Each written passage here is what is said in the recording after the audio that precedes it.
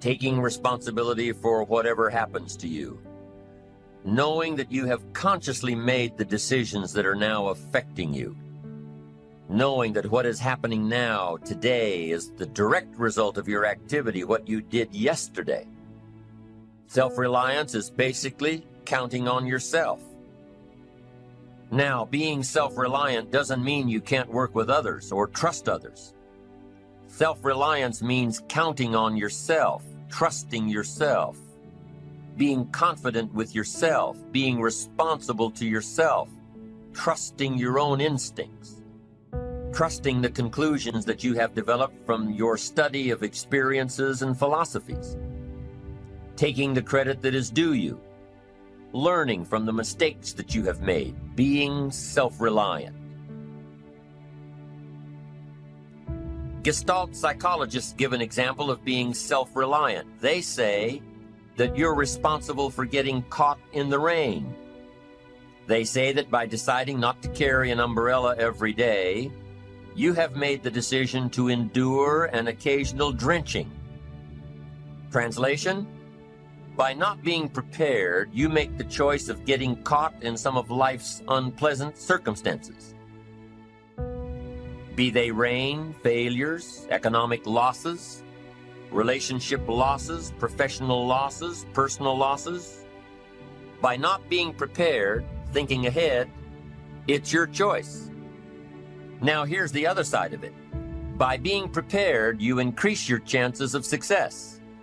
You increase the likelihood. By being prepared, you increase your chances of success, of seizing opportunities when they come your way, of being ready within yourself to take advantage of once-in-a-lifetime situations.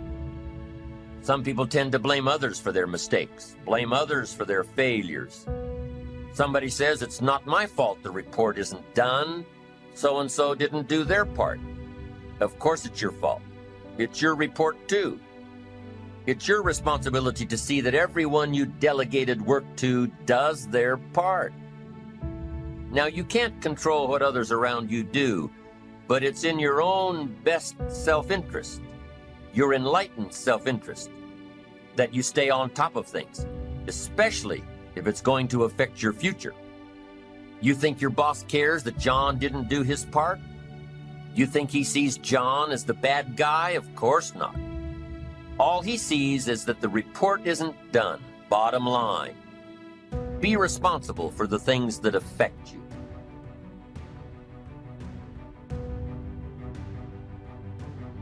You can make sure you're more responsible by checking in with those people who are working with you, the people who make up your team. You can be more responsible by saying, hey, John, how are you doing with your part? Do you need some help? Can we put somebody else in here to help you finish? Now, if John consistently doesn't handle his part, you've got to replace John. If he isn't doing his share, you've got to find somebody that will. Or what? It will negatively affect you. You can't wake up in the morning that the project is due hoping and wishing that John has done his part.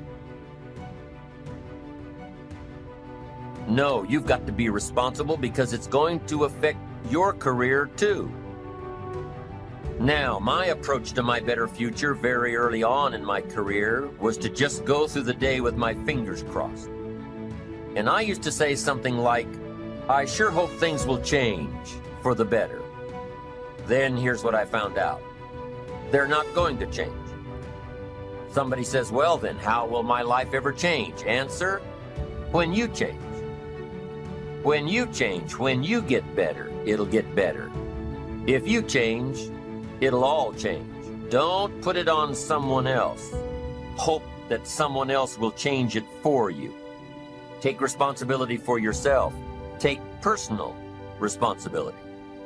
You can't change the circumstances or the seasons or the wind, but you can change your reading habits. You can change whether or not you go for the skills, burn the midnight oil, turn yourself around, multiply your value by 2, 3, 5, 10. That you've got charge of. That you have control of. You don't have control of the constellations, but you've got control over whether or not you go to night school, take adult classes, learn some new skills. You have control over that. And if you don't, that's your fault. You've got to take personal responsibility. You've got to be self-reliant. You. Nobody else can change your life, alter your ambitions, pave a golden road for you. But you can. It's up to you. Be responsible for yourself. Learn to reap the harvest without complaint. This is a sign of growing maturity. And here's where it comes from: taking full responsibility. Take full responsibility for everything you do. Be responsible to yourself. It's your crop. Whatever your paycheck is, take full responsibility. You say, well, it's my employer. No, it's not your employer. You can become twice as valuable, 3 times as valuable. Burn the midnight oil, learn some more skills, bring more value to the marketplace. I'm telling you, whatever your harvest is, take it without complaint. Take it without blaming others. Self-preparation leads to control over your life. We discussed this in the last session. Whenever you prepare correctly, taking all of the steps you're supposed to take, doing everything in your power to stay on track, whenever your preparations lead to success, achieving your goals, you reinforce the disciplines that got you there. Success leads to reinforcement of the proper disciplines. If what you're doing is working, keep doing it. If what you're doing isn't working, change it. When you are doing all that you can possibly do and are successful at reaching your expectations, keep doing it. Success is a reinforcement. Psychologists call this positive reinforcement. We all know about positive reinforcement. That's how we train our dogs. That's how we teach our kids. That's how the trainers at SeaWorld can get a killer whale to do tricks and follow commands and work side by side with humans by positive reinforcement. When you bring a brand new puppy home and try to teach him not to mess in the house, what do? You reward him for going outside or scratching at the door. When you're trying to get your toddler out of the diaper stage, what do? You reward her with special presents, make her feel special for learning something new. When you're trying to get your older kids to crack the books and study, what do? You reward them when they get good grades. You teach them that the skills they are developing now will have great positive effects on their lives later. But you reward them now. This is positive reinforcement. Learning that there are rewards for doing something good, something worthwhile, something of value. The greater the value, the greater the reward. The better you do, the better your reward. The greater the value, the greater the reward. A bigger paycheck, a better house, financial freedom. It's all a reward system. Now, there are 2 major benefits of positive reinforcement. Number 1, positive reinforcement builds good habits. If what you are doing, the habits you've gotten into, are building your ambition and increasing your success, keep doing them.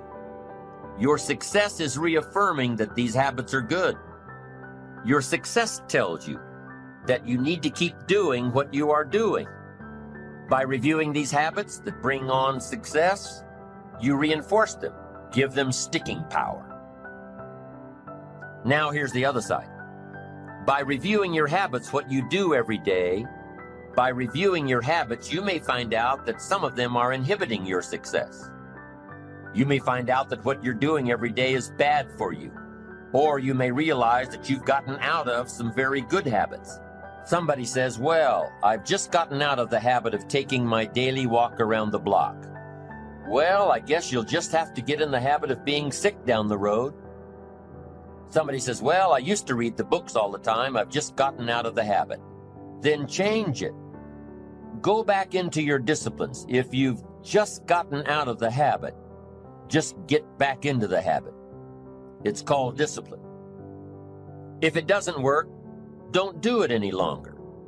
You can keep your fingers crossed if you want to and hope that it'll all straighten out. You can wish for the wind not to blow quite as severely, to change in your favor, but we call that naive at best. If the habits that you've gotten into aren't serving you, change them. You can't keep doing this any longer. Don't wish for a better wind. The key is to wish for the wisdom to set a better sail. Utilize whatever wind that blows to take you where you want to go.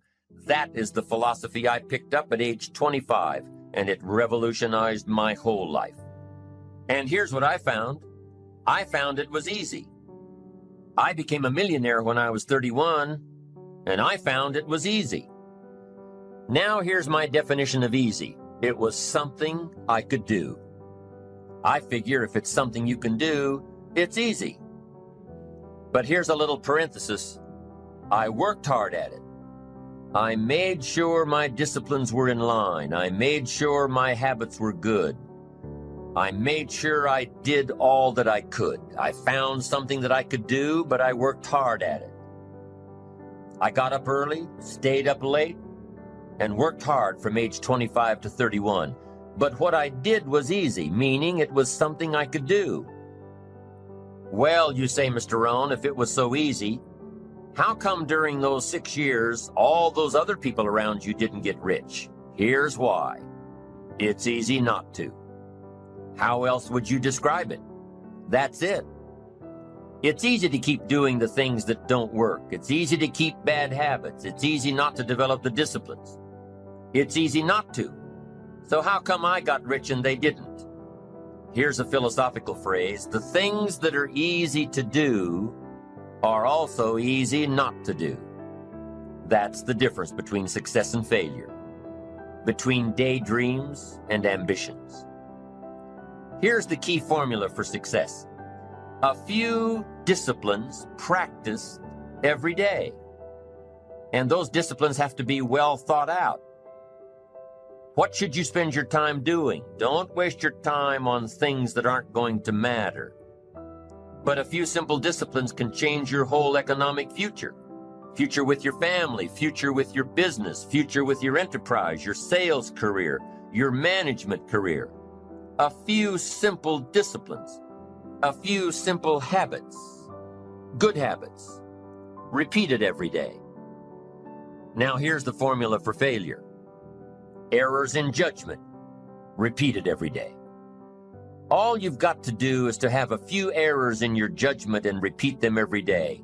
I'm telling you, they'll spin out of control in 10 years. You'll end up driving what you don't want to drive, wearing what you don't want to wear, living where you don't want to live, earning what you don't want to earn. A few errors every day, bad habits every day, it's disastrous. Now here's why it's easy to repeat an error in judgment. Because failure doesn't fall at the end of the first day. Bad habits don't show their horrible results at the end of the first day, or the first week, or the first month. It's easy to get faked out. If disaster fell on us at the end of the first week, we'd change our philosophy. But it's so subtle. Errors in judgment, bad habits. They're so subtle, they get you a little off course, a little off course, a little off course. You keep drifting off course, and all of a sudden you're caught. So you've got the choice right now of one of two easies, easy to do or easy not to do. I can give you in one sentence how I got rich by the time I was 31. I did not neglect to do the easy things I could do for 6 years. I did not neglect. That's the key. I found something easy I could do that led to fortune, and I did not neglect to do it. The major reason for not having more of what you want in America, more health, more money, more power, more influence, more everything, the major reason is simple neglect. Neglect. And if you don't take care of neglect, it becomes an infection, and then it becomes a disease. So if you're in the habit of not doing it, doing all it takes to get ahead, get in the habit of doing it. Doing all it takes. That's the first benefit of positive reinforcement, building good habits. Now, the second benefit of positive reinforcement is that it creates the energy to fuel additional achievement. It gives you the drive to do more, to not only keep on doing what's right, but to do more of what's right. The disciplines that will help you grow and get ahead of it all. The knowledge that what you're doing is paying off creates more energy to keep going. How easy is it to get up in the morning when you know you're not doing all that it takes? It's not very easy at all. You can just lay there awake thinking, oh, what's a few more minutes in bed? It won't matter much anyway. Wrong. It does matter. It will matter. Now, how easy is it to get up in the morning when you're pouring it on, doing the best you can, anxious to get going, make progress toward your dreams? It's a whole different story. When you're resting to renew your reserves, it's much different than resting to avoid your day. When you're psyched up and excited for your life, when you're excited for what you've planned to accomplish for the day, it's amazing. You'll wake up before the alarm clock even tries to startle you awake. Your successes fuel your ambition. Your successes give you extra energy. Your successes pave the way for more successes. It's the snowball effect. With one success, you're excited to meet another, and another, and another. And pretty soon, the disciplines that were so difficult in the beginning, the disciplines that got you going, are now part of your philosophy.